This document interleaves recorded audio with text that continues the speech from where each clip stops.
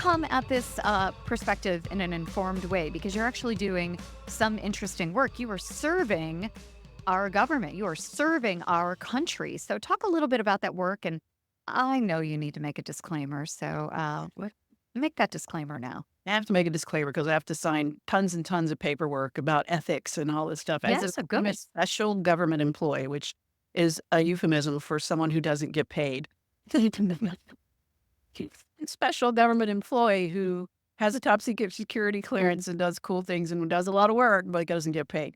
But none of that can be used for my own personal gain or the fact that I'm a member of the Defense Business Board or all those things. And they always put those disclaimers in front of us when we're asked. If you're asked to speak about something related to DBB business, you do not speak for the Defense Business Board or the United States government. So these are truly my thoughts and opinions, and whatever that disclaimer is that we need to stamp on top of that. I love it. I love it. So, we said a word in there, the Defense Business Board, the DBB. Can you tell us what that is? Yeah. The Defense Business Board, which, was news to me when I was reached out to be on it, is a board of business people, executives, leaders in the private sector who are tapped on the shoulder and go through, again, kind of a rigorous security clearance process. And if you run that gauntlet and get through that, then you're appointed to the board and have to do the process every year. I just had to recomplete my paperwork for that. It's no fun, put it that way. Yeah, yeah. Well, like anything Um, with the government, I'm sure it's hefty. and then I think there are 25 people on the board, and then there are some subcommittee members who are not full board members.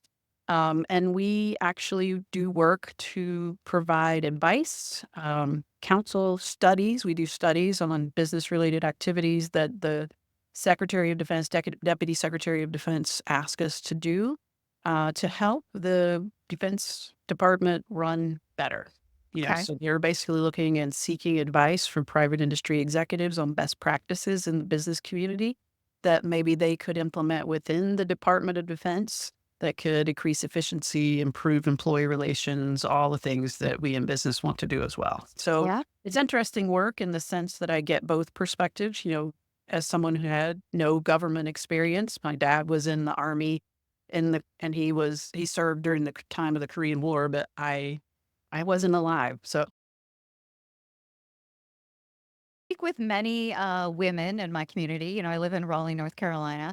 Women who have voted historically for Republicans, identify as conservative, identify as Christian, and they're like, there's one choice in this election, and that dude, number 45, the other guy, is not Christian.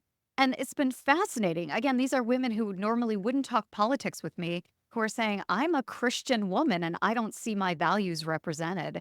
And I think there's just something in the water, number one, with women, and number mhm. two, with Christians who are compassionate, who feel like they need to make a different choice this time. What do you think about that?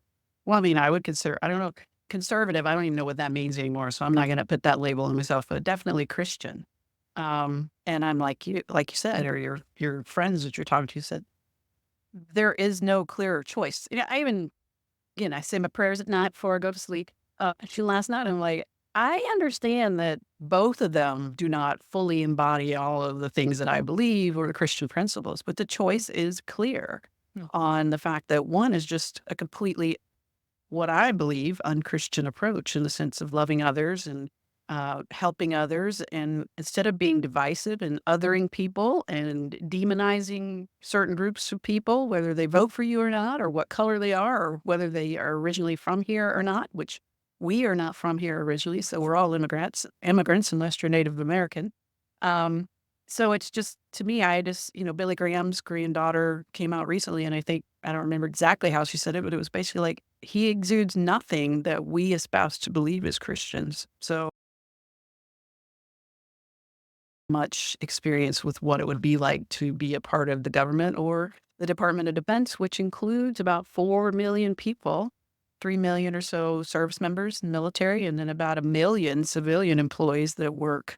And again, the breadth and the depth of the roles of the Department of Defense, people that are assisting with hurricane relief and, North Carolina and Georgia and other places, some of those are Department of Defense employees that's what they do. Not FEMA, but Department of Defense, go in and rebuild infrastructure, help people with logistics, et cetera. So there are so many really interesting things that are done other than just the military aspects throughout the Department of Defense. And so it's been a real pleasure to not only see the complexity and the really cool things that over the years we've worked on and or are working on. Some of them are public knowledge, some of them are classified.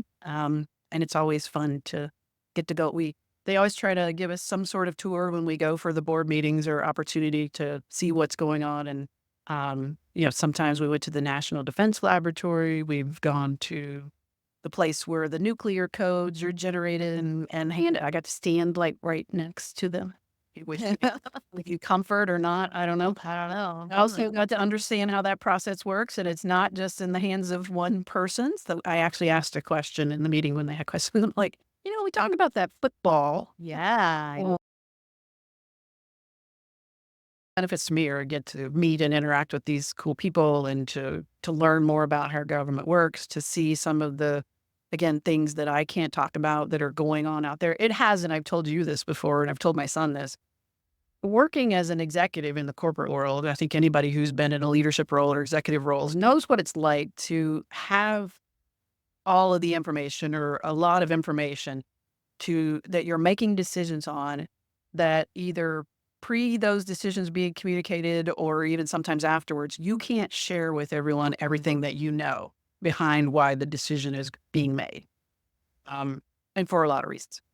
The fact that there are so many people out there in the world who opine on, let's just pick one that I guess maybe politically divided, America first.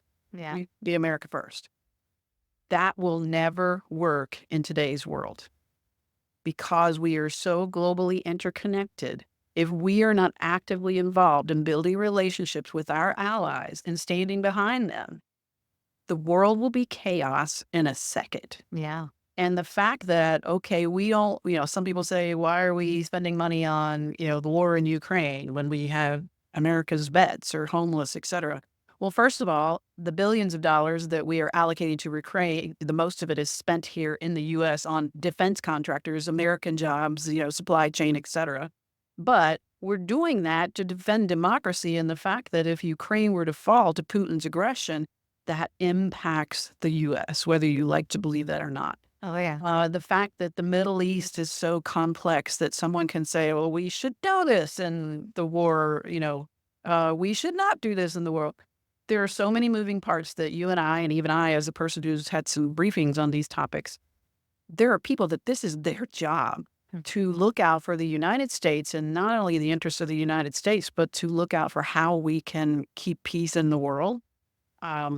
These decisions are not as simple as we should never have done this, or we should do this, or I believe we shouldn't be sending money here. Maybe they're not right in every instance, but the truth of the global interconnectedness of our world and the challenges that our government is working on that you and I are not aware of. You think about, it's again not something I'm speaking out of school here. Space. Yeah. And everything that could happen in space or maybe is happening that we're not currently all aware of. Right. The fact that we have some super, super smart people every day thinking about the challenges, both current and in the future, of what's going to be happening in space when governments can jam satellites and shut down. If you look, our electric grid, again, that's no top secret. Our electric grid is so vulnerable. Our cybersecurity, I mean, how many companies are paying millions of dollars to get their systems back after they've been hacked? These issues, if foreign governments, bad actors want to have an impact on us, they could take down our electric grid. You wouldn't be able to get your money out of the bank. You wouldn't be able to drive your car. Your car is going to stop, right? So Yeah. That's there are things that our government, our Defense Department are working on that we don't think of. You might say, oh, I mean, $900 billion or whatever for the budget is way too much. In many senses, it's not enough because of complexity of the work that has to be done not only to ensure our nation's security, but again, how the world